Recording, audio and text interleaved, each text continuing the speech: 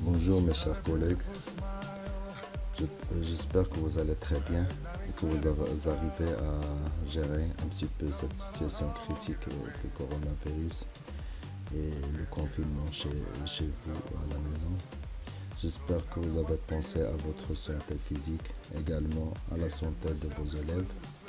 J'ai le plaisir d'intervenir aujourd'hui avec vous à distance dans le cadre de mon stage d'inspecteur pédagogique à la direction provinciale Hajib. J'ai un thème d'actualité lié au coronavirus Covid-19, les effets indésirables du confinement sur l'élève. On va réfléchir ensemble pour une EPS utilitaire. Quel EPS utilitaire pour le confinement des élèves marocains? La première partie sera exclusivement théorique de réflexion et d'analyse de la situation. J'aurai une deuxième partie plus pratique, mais ça va être par vidéoconférence sur Webex.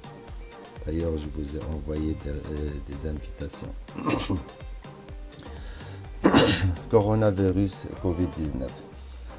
Le Maroc a été infecté comme les autres pays du monde au Covid-19. Il a pris des mesures strictes face à la propagation du virus. Le vendredi 20 mars à 18h était la date officielle du début du confinement. Les autorités ont appelé les gens à rentrer chez eux et à rester chez eux. Les citoyens ne sont pas autorisés à sortir que pour se soigner, aller au travail ou faire des provisions. Malheureusement, la pratique physique n'a pas été comme motif de sortie à l'extérieur, à l'opposé de la France, par exemple, qui a autorisé les citoyens français de sortir pour une heure de pratique dans un rayon d'1 kilomètre par rapport à leur domicile. Et également en fixant le début et la fin de l'heure d'entraînement. Maintenant au Maroc, à partir du 7 avril, le port des masques et de protection sont obligatoires pour toute personne se trouvant à l'extérieur de leur lieu de résidence. D'ailleurs, comme vous savez très bien, le slogan que nous connaissons « Restez chez vous, Qaf Diorkoum », c'est un slogan qu'on entend à tout moment dans les médias. La crise sanitaire du Covid-19 a impacté désormais l'ensemble des pays et avait des conséquences sur chacun de nous. Et parmi ceux qui ont été touchés et qui vont être touchés sont les jeunes, sont nos élèves, adolescents, garçons et filles. Le ministère de l'Éducation physique face au coronavirus Covid-19. Premièrement, il a suspendu l'enseignement présentiel depuis le vendredi 13 mars. D'ailleurs, c'est une action à applaudir parce qu'il a été parmi les ministères au niveau international qui a réagi d'une manière honorable en suspendant l'enseignement présentiel et en valorisant l'enseignement à distance par e-learning, en créant des sites et des plateformes de communication qu'on va détailler dans un autre axe. Mais beaucoup de questions de la part des élèves, étudiants, enseignants et parents se demandent sur l'efficacité de tels dispositifs de formation à distance ou d'enseignement à distance et également les examens. D'ailleurs, le ministère de l'Éducation physique, M. Hamzazi, a déjà parlé. Il a donné beaucoup d'informations concernant la formation à distance, concernant les examens et concernant le futur de l'enseignement au cours de cette année. Il a mentionné hier une bonne nouvelle concernant l'éducation physique, comme quoi il y aura des cours qui seront donnés à distance. Et à discuter ce point, mais c'est une bonne chose pour l'éducation physique. Il a mobilisé pour assurer la continuité pédagogique des enseignants qui sont disponibles à distance dès le lundi 16 mars. C'est ainsi que les enregistrements des cours débutaient à une cadence très soutenue, mais l'éducation physique jusqu'à le moment n'a pas été enregistrée, n'a pas été mentionnée comme matière d'enseignement à distance. Et pour assurer l'enseignement à distance, le ministère a créé une plateforme Tilmitis, Massar, classe virtuelle, pour ceux qui ont la possibilité de se connecter à Internet. D'ailleurs, les enseignants, tous les enseignants, s'ils entrent dans leur, s'ils font leur compte à Massar, ils vont trouver les classes virtuelles qu'ils peuvent activer pour entrer en contact direct avec les classes. Je ne sais pas s'ils ont pu réaliser cette opération qui est un petit peu délicate sur le plan pratique, parce que j'ai moi-même essayé de se connecter à Massar et à Microsoft 360 qui permet la création de classes virtuelles, mais j'ai trouvé des difficultés. Également pour ceux qui n'ont pas la possibilité de se connecter, il y a la chaîne Al-Thaqafia qui transmet des cours filmés. Après cette opération, c'est le rôle des académies régionales et des directions provinciales qui ont accéléré les cours et l'enregistrement des cours à distance dans toutes les matières intellectuelles, sauf l'éducation physique malheureusement. Le MEN a pu bénéficier de gratuité d'accès à tous les sites d'enseignement à distance grâce à la collaboration avec le ministère chargé de la communication.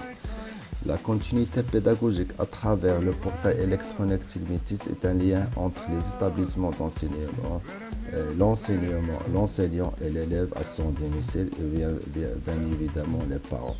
Le PS fait-elle partie des matières enseignées à distance? Pour le moment, non. Il y a des initiatives timides de la part de quelques enseignants que je félicite, que j'applaudis, mais ce n'est pas ce qui est demandé réellement par l'élève confiné. Le PS et le confinement. Pour parler de l'éducation physique en tant que matière d'enseignement par rapport au confinement, il y a des notes ministérielles qui régissent l'enseignement à distance pour toutes les matières. Il y a la note 2014 du 6 mars 2020 relative aux mesures de précaution de prévention contre l'émergence du virus corona. Il y a une deuxième note sortie le 16 mars 2020 numéro 20-231 relative à l'activation des plans de continuité pédagogique, et mon intervention entre dans ce cadre. Donc par rapport au confinement, le ministère a fait le nécessaire sur tous les plans. Maintenant, notre rôle, nous, en tant qu'acteurs d'éducation physique, c'est qui les acteurs d'éducation physique? Ce sont les acteurs d'éducation physique, ce sont les inspecteurs, ce sont les formateurs au centre de formation, ce sont les enseignants d'éducation physique. Qu'est-ce qu'ils ont fait pour l'éducation physique en mode confinement? Qu'est-ce qu'ils ont réalisé? Qu'est-ce qu'ils ont préparé à l'élève? Je ne sais pas personnellement.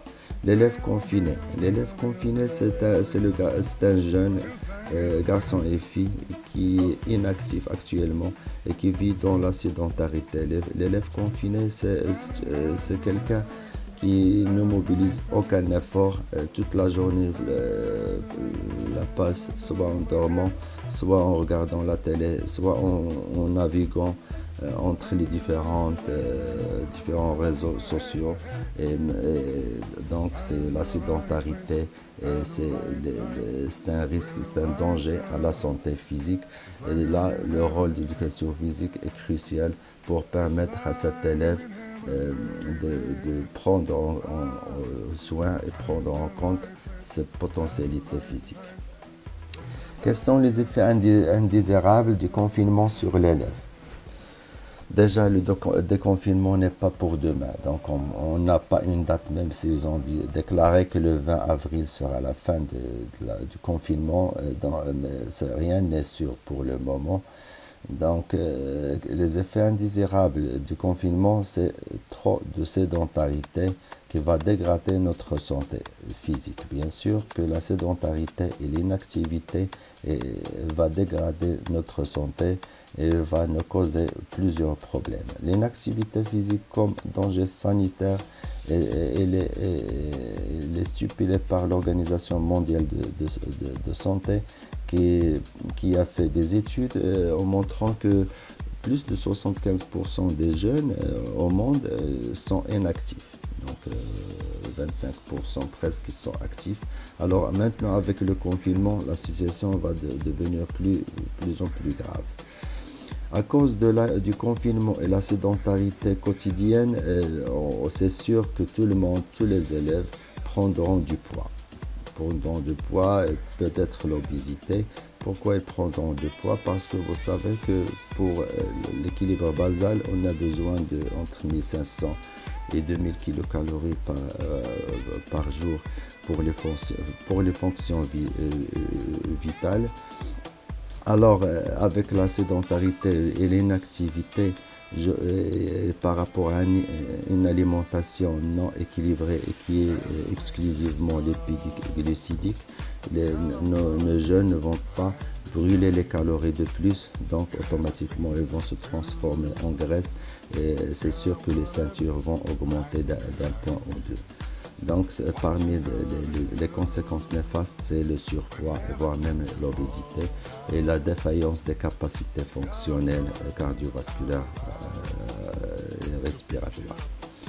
L'incidence de la sédentarité sur la régulation énergétique, comme j'ai mentionné tout à l'heure, que au niveau anaérobie lactique, les processus anaérobie lactique et aérobique ne fonctionnent pas parfaitement, ils sont toujours inactifs, passifs, donc la régulation énergétique sera déséquilibrée parce qu'il n'y a pas d'effort physique, il n'y a que la passivité toute la journée. Et maintenant, en troisième semaine, on va voir comment ça va être après, mais il faut se prendre en charge pour un petit peu activer le muscle parce que le muscle, il est créé pour être en mouvement, il est créé pour bouger, il est créé pour faire l'effort et non pas pour rester passif toute la journée. Automatiquement, le confinement, c'est-à-dire pour éviter les maladies transmissibles qui est Corona Covid-19, mais à cause du confinement, on aura des maladies chroniques non transmissibles. Donc, comme le diabète, les accidents vasculaires cérébraux, les cancers, tous ces types de maladies peuvent toucher les jeunes ou même surtout les adultes et les vieux qui sont inactifs. Le confinement a un impact négatif sur le mental et sur la santé psychologique de nos élèves. C'est vrai parce qu'on constate dans la population marocaine de plus en plus de peur, de plus en plus de phobie de l'espace, de plus en plus de phobie de l'espace clos, de plus en plus de stress, l'angoisse, la nervosité et voire même la dépression. Tout ça à cause du confinement et à cause du changement de rythme de la vie et surtout à cause de la passivité. Car vous connaissez tous que l'activité physique mobilise beaucoup des hormones. Parmi ces hormones, il y a l'endorphine. C'est une hormone qui est responsable du bonheur, du plaisir, de gaieté. Donc plus on est passif, plus cette hormone de bonheur n'est pas sollicitée, n'est pas suscitée dans notre corps. À quoi sert l'éducation physique et sportive? Donc l'éducation physique et sportive en tant que matière scolaire, à quoi va servir à nos élèves lors de cette phase de confinement? Si on se réfère à la définition de l'éducation physique et sportive selon les OP 2007, ou également 2009, il est une matière d'enseignement obligatoire. Est-ce que vous pensez que maintenant, avec le confinement, le PS est une matière obligatoire? Jusqu'à le moment, je ne pense pas. Parce que j'ai ma petite fille au primaire, elle reçoit toute la semaine des cours des différentes matières, entre parenthèses intellectuelles, sauf l'éducation physique. Il est une matière intégrante dans tous les cycles d'enseignement. Est-ce qu'il est vrai? Non, pour le moment, il n'est pas intégrante parce qu'il est absente dans la formation à distance. Elle permet le développement des capacités de l'élève. Est-ce qu'on développe actuellement lors du confinement les capacités physiques, vitesse, endurance, force, souplesse, coordination de nos élèves? Je ne pense pas. Donc, il n'atteint pas cet objectif. L'éducation physique permet l'acquisition des habiletés motrices relatives aux différents sports. Est-ce que l'éducation physique de confinement permet cet objectif? Je ne pense pas. Familiariser l'élève à la gestion de sa santé et la qualité de vie, c'est une très bonne finalité, mais malheureusement, il n'est pas réel dans ce mode de confinement. Il lui permettre de s'adapter aux différents environnements tout au long de sa vie.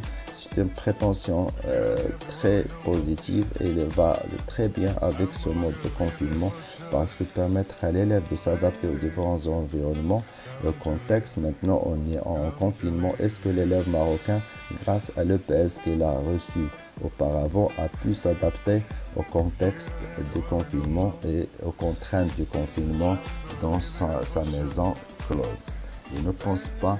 Donc par rapport à la définition, même si elle est au niveau formulation, c'est une très bonne définition, c'est une définition exhaustive, c'est une définition complémentaire, mais au niveau de la réalité, je ne pense pas.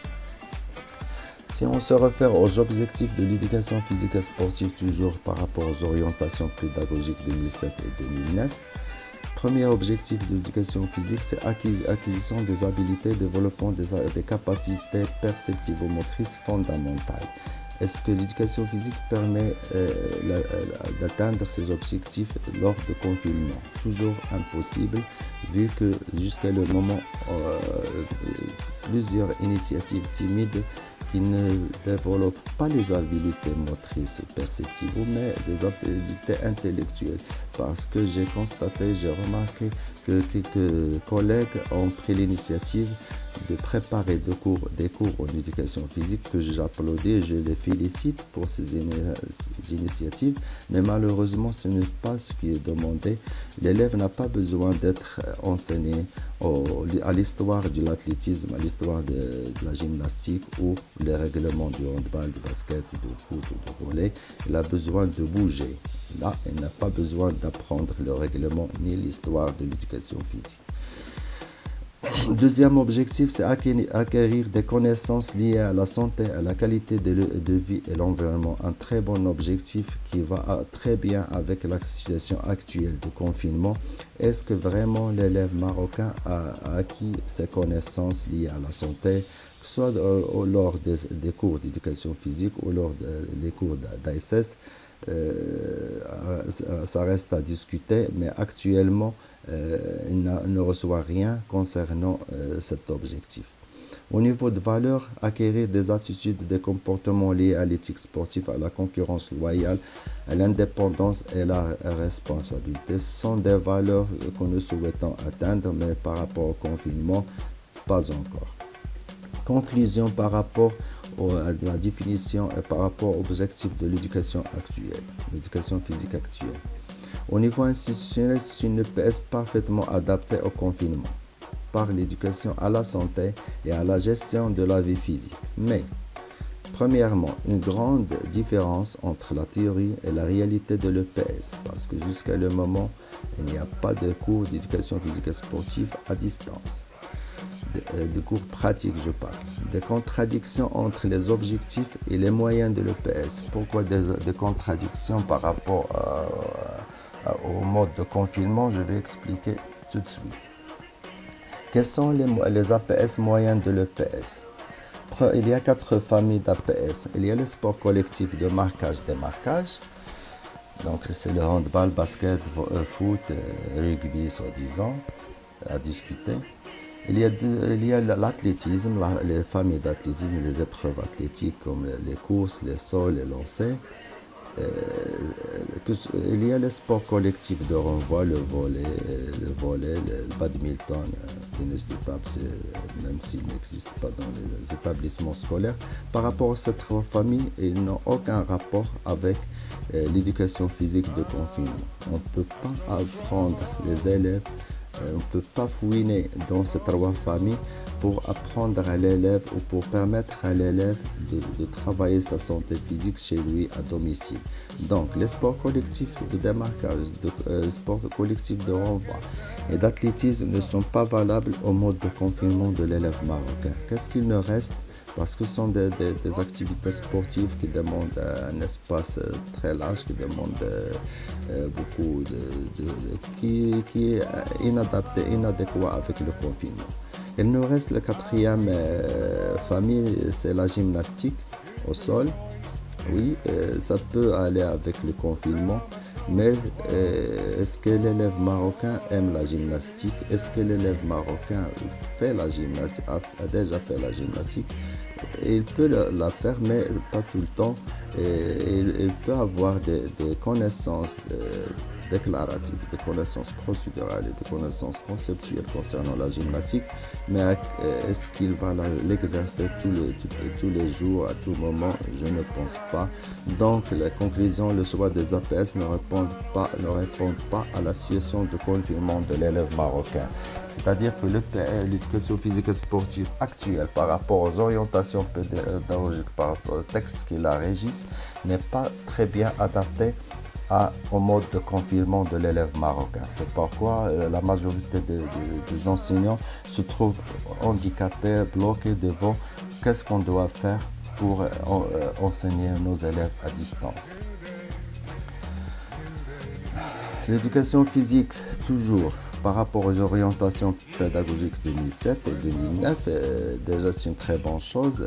Il a déclaré que le profil de sortie de l'élève à la fin du cycle qualifiant, c'est la maîtrise de savoirs méthodologiques et pratiques visant le développement d'une éducation sanitaire, sociale et culturelle. À travers quoi? À travers la pratique des activités physiques et sportives, à travers les 4 familles qu'on a citées. C'est une très bonne chose, une bonne intention, une bonne finalité. Et les savoirs méthodologiques, on sait tout ce qui est relié au comment s'entraîner, comment s'échauffer, comment gérer son potentiel physique. Est-ce que les élèves marocains, lors des séances d'éducation physique et sportive, ont réellement acquis ces savoirs méthodologiques? Reste à discuter. Le PS, par le biais des APS, permet une amélioration des connaissances, des savoirs conceptuels, des savoirs procéduraux et comportementaux, attitudes, permettant le développement des qualités physiques, psychiques et sociales. Au niveau, donc toujours comme j'ai dit, au niveau institutionnel, l'éducation physique, elle est parfaite au niveau des finalités, au niveau de la formulation, mais comment, ça reste le comment qui reste un grand problème. Le PS permet le développement des qualités physiques et physiologiques d'une manière durable et transférable. Le PS permet l'épanouissement de l'élève sur le plan psychique, développer sa confiance en soi, son estime de soi, de gérer positivement ses émotions dans le respect d'autrui. En cette période de confinement, comment l'enseignant de PS comment l'enseignant de PS peut-il contribuer à la construction des compétences relatives à l'éducation sanitaire, sociale et culturelle? J'ai barré ici culturelle parce que la culture culturelle, c'est tout ce qui est lié au sport. Donc le sport ne va pas avec le confinement parce que les sports olympiques ont besoin, tous les sports collectifs ont besoin d'un espace. Et l'athlétisme ont besoin d'un espace qui n'existe pas dans le foyer. Donc, quel EPS utilitaire? Par rapport à l'éducation physique actuelle, je pense à une éducation physique utilitaire. Utilitaire, c'est qui peut servir la santé de l'élève, qui peut être bénéfique pour l'élève, qui répond aux besoins, aux intérêts des élèves, qui répond aux caractéristiques des élèves et qui répond au contexte actuel du confinement. Pour moi, il y a 6 approches pour élaborer cette EPS culturelle et utilitaire, premièrement, l'EPS doit être une EPS développementale. C'est quoi développemental? C'est une EPS, une éducation physique, c'est une matière qui permet l'entretien et le développement des qualités physiques. Qui dit qualité physique, vitesse, endurance, force, les différents types de force, souplesse, coordination, adresse, tout ce qui est lié aux qualités physiques. Et pas une EPS culturelle liée au sport. Donc on doit se démarquer un petit peu du sport. L'éducation physique et sportive hygiénique. Pourquoi hygiénique? Pour protéger, permettre à l'élève de protéger son corps par une gymnastique construite et une gymnastique fonctionnelle, comme elle a été stipulée dans les instructions officielles 64 et 71. Il y avait 3 méthodes: gymnastique construite, gymnastique fonctionnelle et l'initiation sportive.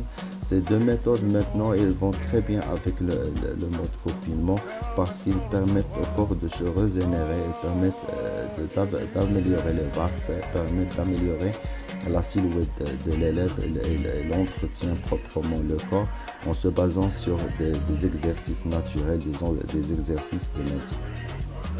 Troisième approche, c'est une EPS méthodologique. Apprendre à gérer son potentiel physique. C'est-à-dire on doit permettre à l'élève de gérer son potentiel physique. On doit permettre à l'élève de connaître son propre corps. Donc avant de développer son corps, avant de l'entretenir, il doit le connaître en premier lieu. Qu'est-ce qu'il doit connaître? Il doit connaître sa fréquence cardiaque de repos. Il suffit de se réveiller le matin et dès le réveil, tu prends les pulsations cardiaques pendant 1 minute. Non pas pendant 30 secondes, pendant 15 secondes multiplié par 4, 30 secondes multiplié par 2, mais prenez les pulsations pendant 1 minute. Vous allez trouver pour les jeunes entre 50 et 60, 75, c'est le normal. À partir de 75 pulsations par minute vers 80 et plus, c'est-à-dire que l'élève n'est pas en état de forme physique approprié, donc il doit se questionner le pourquoi. Il doit connaître la fréquence cardiaque de repos, comme j'ai dit. La fréquence cardiaque maximale, c'est 220 moins l'âge plus ou moins 10. Et les fréquences cardiaques après l'effort et après la récupération. Donc ces 3 dimensions de la fréquence, c'est important. Il doit connaître ces détails. Il doit connaître son poids, sa taille, et à partir du poids de taille, il doit connaître l'indice de masse corporelle, qui est dans le normal, c'est 25, et à partir de 30, c'est l'obésité, et plus de 25, c'est le surpoids, moins de 20, c'est chétif. Donc, et en plus, également des qualités physiques, il doit se tester, et voir ses qualités physiques de force, sa force maximale par exemple, sa vitesse maximale aérobie à travers des tests de sur 20 mètres en course navette. Donc tous ces tests, il y a des sergents tests, il y a beaucoup de tests qui permettent de déterminer les qualités physiques et leur niveau. Quatrième facette, c'est une éducation physique de divertissement et de défoulement.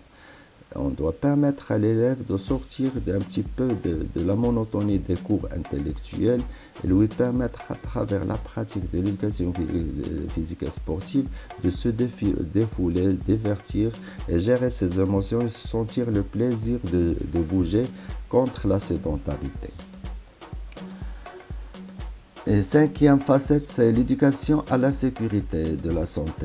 C'est-à-dire on doit permettre à l'élève de maintenir, de protéger l'intégrité physique de lui-même et des autres par des compétences méthodologiques et sociales, se connaître, se préparer, se préserver, identifier les facteurs de risque et s'approprier des principes de santé et d'hygiène de vie. Sixième facette ou sixième axe d'une EPS utilitaire, c'est une EPS méthodologique, comme j'ai dit, apprendre à connaître sa santé, à connaître son physique et surtout son propre projet santé.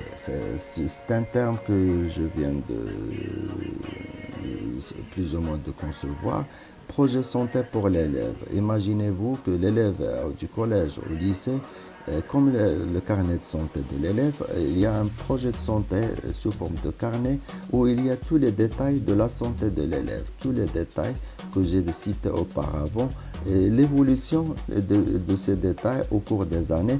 Comme ça, elle va apprendre à se connaître, elle va connaître sa réalité, l'évolution de ses qualités, les maladies, le poids, la taille, la fréquence cardiaque, et l'évolution de ces indices va lui permettre de contrôler sa santé, de la connaître parfaitement, et puis après peut programmer des séances d'entraînement qui répondent à ces caractéristiques.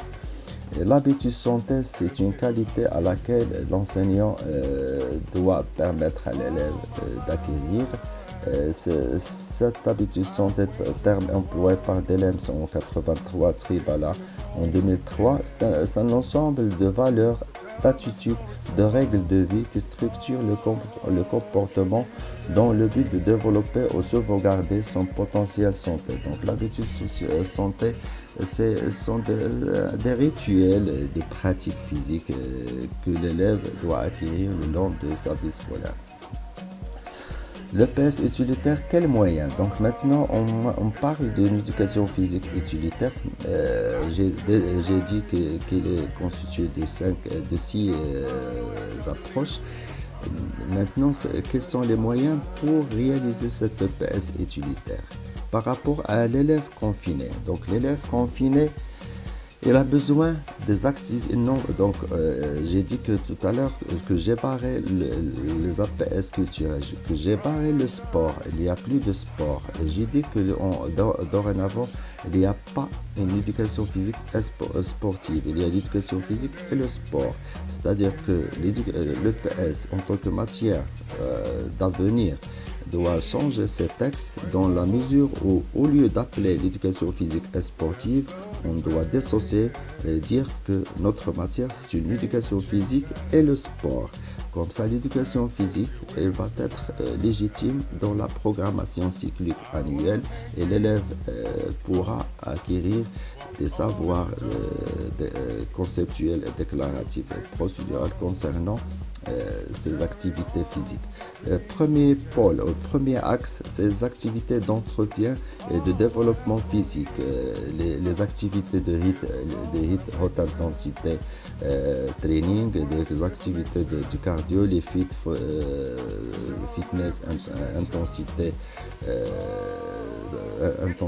training, la corde, la musculation, le yoga, les étirements, le stretching. Toutes ces activités d'entretien peuvent servir l'élève lors de confinement. C'est-à-dire que l'enseignant d'éducation physique, s'il veut préparer des cours, des séances pour ses élèves, il doit fouiner dans cette famille d'activités, dans les familles d'activités des HIIT, dans les familles d'activités de cardio. Dans le cardio, il y a body pump, il y a body attack, il y a body combat, il y a plusieurs types d'activités qui sont très énergétiques, qui sont très attrayantes et qui sont d'actualité, que les élèves aiment actuellement. La corde, c'est simple, on a grandi avec le jeu de la corde.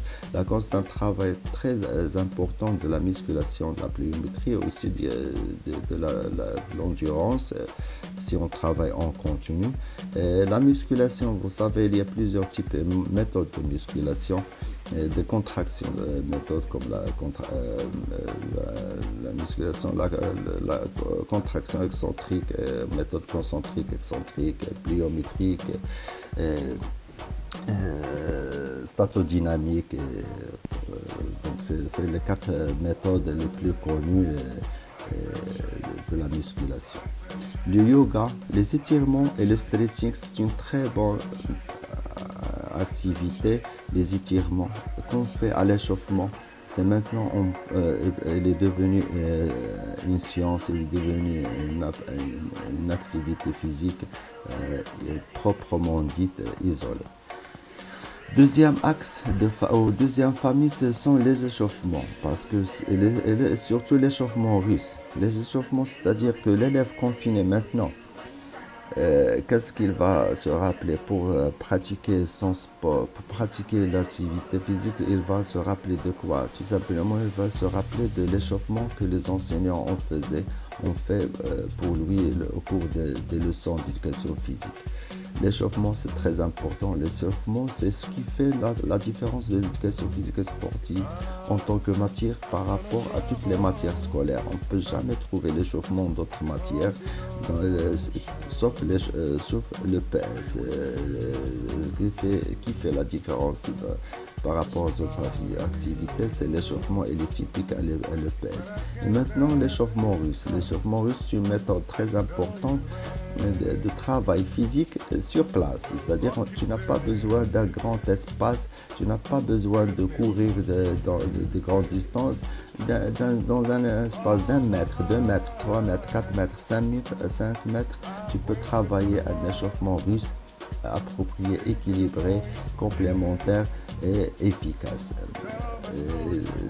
Ces activités que je suis en train de vous montrer ici, c'est le thème de mon deuxième intervention qui sera pratique comme j'ai dit sur vidéoconférence WebEx. Troisième famille d'APS sont les gainages et le proprioception. Donc le gainage fait partie de la musculation, bien sûr, que ce soit gainage statique ou semi-statique ou dynamique. Le gainage c'est très important de Vogue et tous les élèves aiment travailler le gainage parce que je l'ai expérimenté avec mes élèves lors des débuts des années.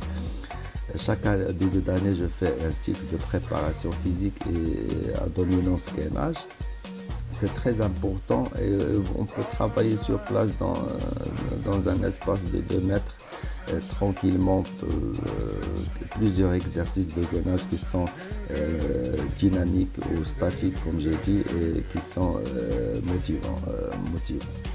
Et le proprioception sont des exercices liés à l'équilibre, liés à le maintien d'équilibre par rapport à des résistances, que ce soit un équilibre dynamique ou statique.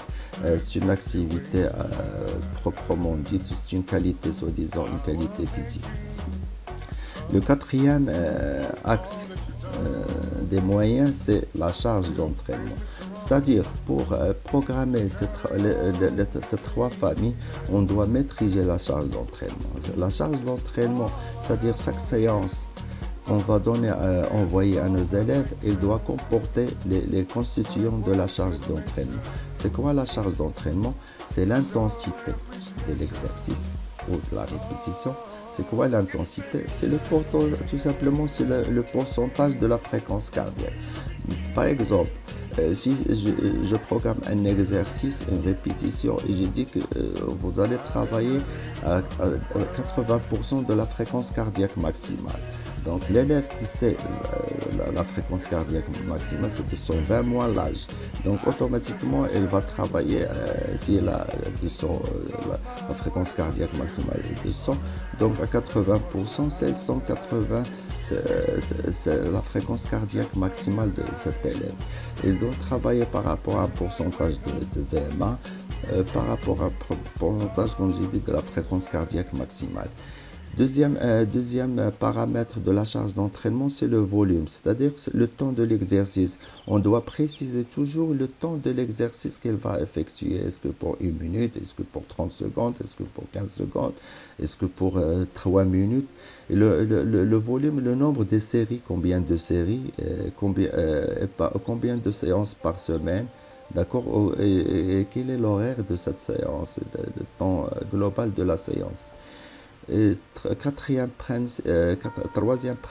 variable, c'est le temps et la nature de la récupération. C'est très important. La récupération doit très bien être déterminée, doit être déterminée avec précaution, que ce soit active ou passive. La récupération, le temps de la récupération après les répétitions, le temps de récupération après les séries, le temps de récupération après entre les séances. Et le quatrième, c'est facultatif, mais si vous pouvez ajouter les muscles sollicités. Quels sont les muscles sollicités lors de l'exercice? Est-ce que ce sont les biceps ou les triceps ou les deltoïdes par rapport au bras? Est-ce que ce sont les quadriceps ou les jumeaux ou les ischio-jambiers? Quels sont les muscles? Il faut préciser, les muscles vont être sollicités dans chaque exercice. Donc, le PS de demain doit intégrer une autre famille, à mon sens, que j'ai appelée activité physique de développement de l'élève. Donc, si on veut penser à changer, à perfectionner les OP actuels, on peut ajouter une autre famille d'APS qu'on peut appeler activité physique de développement de l'élève. Quelles sont les méthodes pour concrétiser ces axes et acquérir ou pratiquer une éducation physique utilitaire? Pour moi, il y a 4 méthodes. Premièrement, le circuit training. Ça va être le thème de ma deuxième partie d'intervention, mais c'est pas grave de le souligner un petit peu ou de le développer un petit peu. Le circuit training, c'est un ensemble d'ateliers, d'accord, coordonnés, complémentaires, où il y a une alternance entre effort contre effort, entre le bas du corps, le haut du corps, entre les agonistes et les antagonistes, et continuer dans un temps sans récupération, presque sans récupération entre les passages entre chaque atelier. L'intervalle training. C'est quoi l'intervalle training? C'est un travail fractionné, c'est un travail effort contre effort, exercice, 12 répétitions d'un exercice par exemple, récupération pour quelques secondes, répéter ça. Intervalle training en court par exemple, 15 secondes d'effort, 15 secondes de récupération, 30 secondes d'effort, 20 secondes de récupération ou 20 secondes d'effort, 30 secondes de récupération. Donc c'est un intervalle où il y a un effort contre effort. Quatrième méthode de travail, c'est la musculation avec ces 4 méthodes concentriques, excentriques, pliométriques, statodynamiques. La musculation, ça ne veut pas dire le matériel de musculation qu'on trouve dans les salles. Il suffit de son propre corps, sans charge additionnelle, travailler la musculation, entre autres le gainage. D'accord? Et la quatrième méthode, c'est la méthode RIS que j'ai dit tout à l'heure. C'est une méthode qui est très légitime et très convenable au mode de confinement. Conclusion. Par rapport à tout ce que j'ai développé tout à l'heure, je dis que le confinement c'est une occasion cruciale pour consolider la légitimité scolaire et sociale de l'EPS. C'est-à-dire que grâce au confinement, on doit montrer que l'EPS a sa place dans l'école, a sa place dans les maisons. Et jusqu'à le moment, on n'a pas confirmé ça. On doit essayer, chacun de sa part, chacun de son côté, d'essayer de transmettre des cours d'éducation physique à nos élèves chez eux. Comme ça, on va encore consolider notre légitimité en tant que prof d'éducation physique, et aussi notre matière aura plus d'impact au niveau scolaire et social. Surtout qu'actuellement, on a plusieurs concurrents. Il suffit de cliquer sur YouTube et vous allez trouver des milliers d'enregistrements des coachs en ligne qui font des cours d'éducation physique. À mon sens, comme j'ai dit tout à l'heure, dorénavant, on ne doit pas parler d'une éducation physique sportive, mais on doit parler d'une éducation physique et le sport. Parce que maintenant, pour le confinement, on ne va pas travailler l'éducation physique et sportive. Les cours qui seront transmis n'ont aucune relation avec les 4 familles d'APS stipulées par les orientations pédagogiques. Mais les cours seront transmis sont des cours d'éducation physique, non pas du sport. On n'a pas besoin d'arbitre ni de règlement. Il y a la charge d'entraînement qui est gérée. Là, et également face au contexte actuel de confinement, les activités physiques non sportives constituent une occasion privilégiée pour viser une des finalités d'une EPS utilitaire qui est la gestion de la vie physique adulte et comme j'ai dit tout à l'heure, un projet santé. Chaque élève peut construire son projet santé au cours de sa scolarité. Ces activités physiques peuvent prendre des formes diverses en fonction du contexte, comme j'ai expliqué tout à l'heure.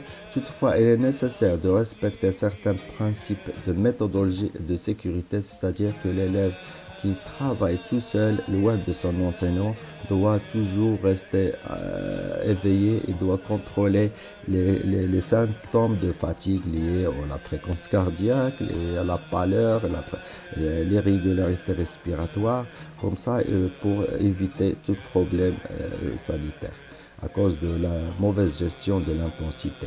Donc, le développement et l'explication des moyens de l'EPS est utilitaire adaptés au confinement sont l'objet de la deuxième partie de mon intervention et qui sera transmise en direct grâce à une réunion en vidéoconférence sur WebEx. Je vous remercie pour votre attention et que Dieu vous protège et protège notre pays. Et j'espère que vous réagissez positivement à cette modeste initiative en essayant de créer des séances d'éducation physique et les envoyer à vos élèves, que ce soit sur papier ou que ce soit enregistré en vidéo. Et merci.